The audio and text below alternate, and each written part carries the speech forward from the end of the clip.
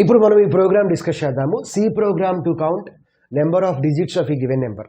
Suppose నేను 786 అని ఒక నెంబర్ ఇచ్చాను. 786లో ఎన్ని డిజిట్స్ ఉన్నాయి?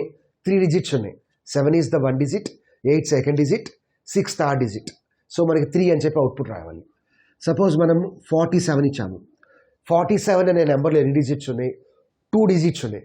47 అనే నెంబర్లో మనకి 2 డిజిట్స్ ఉన్నాయి కాబట్టి 2 అని చెప్పి అవుట్పుట్ రావాలి. ఓకే, ఇది మన యొక్క ప్రోగ్రామ్ యొక్క ఎయిమ్. సపోజ్ 786 ఉందనుకోండి, సో అవుట్పుట్ ఏం రావాలి మనకి? 3 అని చెప్పి రావాలి. ఓకే, సో ప్యారల్గా ప్రోగ్రామ్ రాస్తూ మనము లాజిక్ డిస్కస్ చేద్దాము. సో ఫస్ట్ సింపుల్గా stdio హెడర్ ఫైల్ని యూజ్ చేయాలి, because printf scanf functions use చేస్తాము. నెక్స్ట్ మెయిన్ ఫంక్షన్ని డిక్లేర్ చేయండి. మెయిన్ ఫంక్షన్ యొక్క రిటర్న్ టైప్ ఇంటీజర్. నెక్స్ట్ ఒక నెంబర్ని రీడ్ చేయాలి, సో n. కౌంట్ చేయాలి, సో కౌంట్ కోసం కౌంట్ ఈజ్ ఈక్వల్ టు 0 అని చెప్పి ఒకటి పెట్టండి, బికాస్ నెంబర్ ఆఫ్ డిజిట్స్ ఎన్నో కౌంట్ చేయాలి. సో 0 నుంచి మనం స్టార్ట్ చేయాలి. 0 పెట్టకపోతే ఏదో గార్బేజ్ వాల్యూ స్టోర్ అవుతుంది, అన్ప్రెడిక్టబుల్ వాల్యూ స్టోర్ అవుతుంది. తర్వాత n రీడ్ చేయండి, so printf enter n. So n read చేయండి. తర్వాత సో ఫస్ట్ మనం ప్రింట్ చేసాము, తర్వాత n రీడ్ చేసాము with the help of the scanf function. Suppose ఇప్పుడు nలో మనం 786 ఇచ్చాము. సో 786లో ఎన్ని డిజిట్స్ ఉన్నాయి? 3 డిజిట్స్ ఉన్నాయి. అంటే మనకి ఇక్కడ ఇటరేషన్స్ కావాలి. ఎన్ని ఇటరేషన్స్ కావాలి? 3 ఇటరేషన్స్ కావాలి, బికాస్ 3 డిజిట్స్ ఉన్నాయి కాబట్టి. సో మనము n గ్రేటర్ దాన్ 0 కనుక అయితే మనం లూప్ని రిపీట్ చేయొచ్చు. n గ్రేటర్ దాన్ 0 అయితే మనం ఏం చెప్పొచ్చు? అది ఒక డిజిట్ అని చెప్పొచ్చు, అంటే మినిమం ఒక డిజిట్ ఉందని చెప్పొచ్చు. కాబట్టి సింపుల్గా ఏం చేస్తారు? కౌంట్ని ఇంక్రిమెంట్ చేయండి. So count is equal to count plus 1. Okay, తర్వాత సింపుల్గా ఏం చేస్తారంటే 786 మీద ఒక డిజిట్ మీద ఆపరేషన్ పర్ఫామ్ చేశాము. రిమైనింగ్ నెంబర్ కోసం ఏం చేస్తారంటే n is equal to n/10 చేయండి. సో ఇదే లాజిక్. ఓకే, ఎప్పుడైతే కండిషన్ ఫాల్స్ అయిందో అప్పుడు కౌంట్లో మనకి నెంబర్ ఆఫ్ డిజిట్స్ ఉంటాయి. n greater than 0. nలో ఎంత ఉంది? 786 ఉంది. 786 is greater than 0. Yes, condition is true. Count is equal to count plus 1. ఇనిషియల్గా కౌంట్లో ఎంత ఉంది? 0 ఉంది. 0 ప్లస్ 1 ఎంత? 1 వచ్చింది. తర్వాత ఒక డిజిట్ ఉన్నట్టు. So remaining part of the number కోసం n is equal to n/10 చేసాము. So 10 786.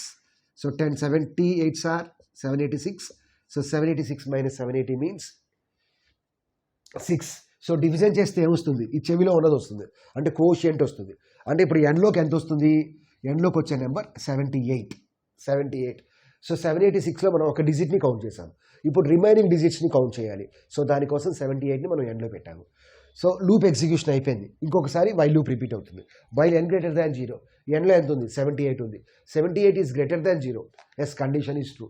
So count is equal to count plus 1. So ఇప్పుడు ఒక డిజిట్ ఉన్నట్టు. సో కౌంట్లో ఎంత ఉంది? 1 ఉంది. 1 ప్లస్ 1 ఎంత? 1 ప్లస్ 1 ఎంత? 2. సో ఇప్పుడు కౌంట్లో ఎంత వస్తుంది? 2 వస్తుంది. So n is equal to n/10. So nలో ఎంత ఉంది? 78 ఉంది. So 10 7s are 70. So 780 minus 70 means 8. So division చేస్తే ఏమొస్తుంది? చెవిలో ఉన్నది వస్తుంది, అంటే కోషియంట్ వస్తుంది. అంటే ఇప్పుడు nలోకి ఎంత ఉంది? 7 ఉంది. సో 78లో మనం ఒక డిజిట్ని కౌంట్ చేసాము. సో ఇప్పుడు ఇంకొక డిజిట్ని కౌంట్ చేయాలి.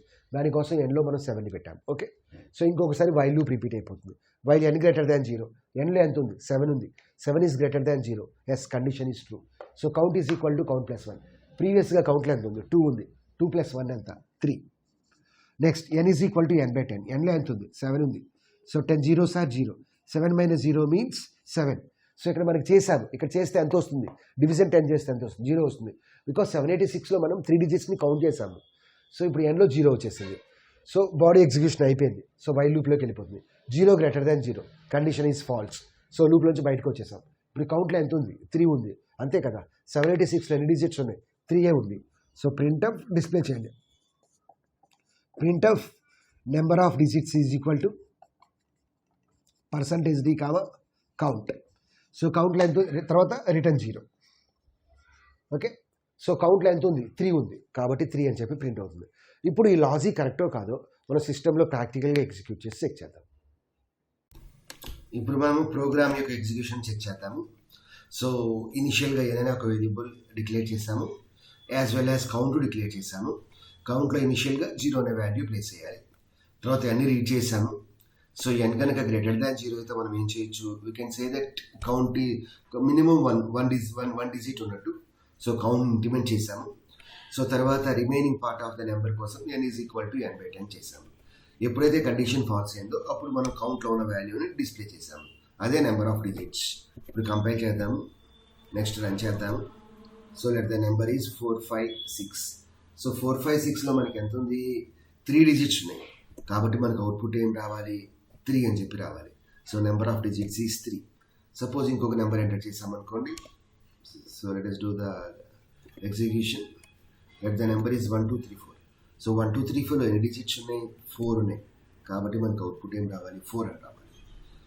సో దీని యొక్క ఈ ప్రోగ్రామ్ నేను డిస్క్రిప్షన్లో ఇస్తాను. సో మీరు దాని నుంచి ఈజీగా కాపీ చేసుకొని ఎగ్జిక్యూట్ చేసుకోవచ్చు. Thank you.